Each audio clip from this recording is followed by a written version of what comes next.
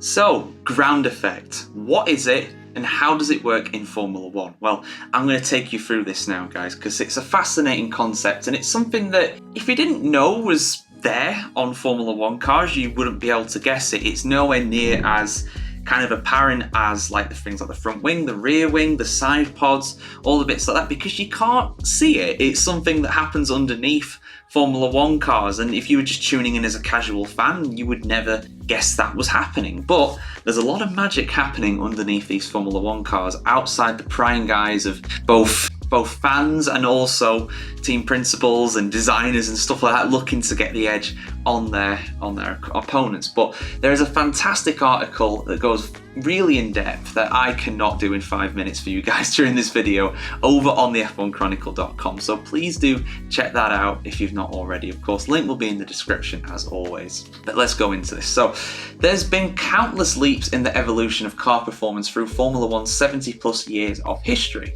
The innovative designs of Colin Chapman's Lotus cars harnessed the area underneath the car to create downforce through the ground effect, which was one of the primary evolution leaps that pushed the sport forward. Yeah, it absolutely was. I mean, in the 70s when they were first doing this, you know, Lotus really went with some incredible concepts. And I don't know if it says it in this here, but they went so far with the ground effect. I think, was it the 1980 car? I think Mario Andretti refused to drive it, but was it Reutemann?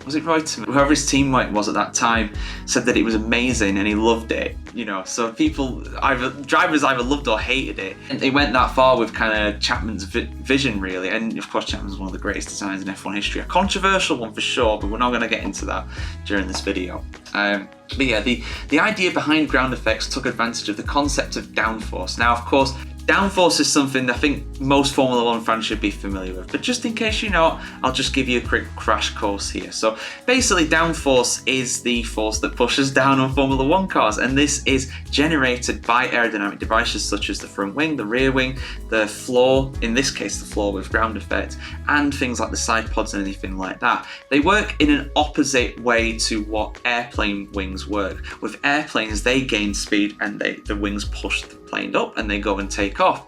In Formula One cars, they push the car down. It's basically what it says on the tin. It's a force that pushes down, and it's generated by aerodynamic devices. Inverted wings above the car, for example, facilitate downforce, which pushes the vehicle down towards the track to improve grip during cornering.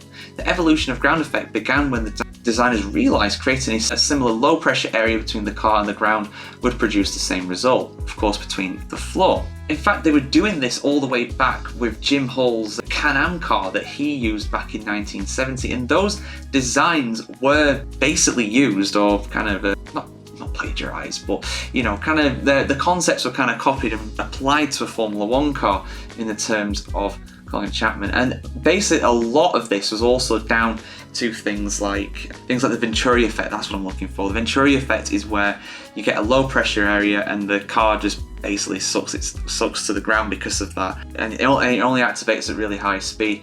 And it got to the point, the most extreme example of all this is of course the fan car that Brabham made. Now if you don't know what this is, look it up. It's basically where they had a fan on the back of the car to blow more air into the underside and create more downforce through the ground effect, and apparently the car was ridiculously quick, so much so that it only raced once. I think it was Sweden 1978, and after that Brabham actually voluntarily withdrew it because they knew it was going to destroy the competition.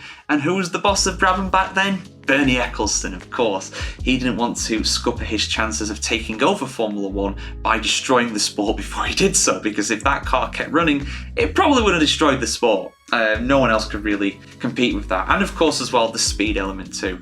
And that's why ground force actually got banned in the first place, because these cars were going so fast round corners that it was literally tearing the drivers apart. It was getting dangerous. People were starting to die as well. So that's why it was withdrawn, but it was brought back in 2022 and we still see it to this day. And there are some negative effects to that as well, of course, like porpoising, which Ferrari is suffering from at the moment. And that's something that I can touch on in another video. I don't have time on this one now. We're out of time pretty much, but yeah, ground effect, after being banned in about 83, is back in Formula One, and it's going to prove to be a crucial part of aerodynamics going forward, because it doesn't suffer as much from the dirty air effect as things like the front wings and anything else on the top side of the car. But underneath, the ground effect is very much active. And we've seen this actually make a massive difference to circuits like Spain, like Hungary, where we never used to see any overtakes, but now we can because cars can follow more closely. So I think ground effect coming back into Formula 1 is one of the best things they've done recently with the regulations. But yeah, guys, there you go. That's the basic concepts of ground force. Like I said, ground effect, sorry, there's a full article over on the F1Chronicle.com.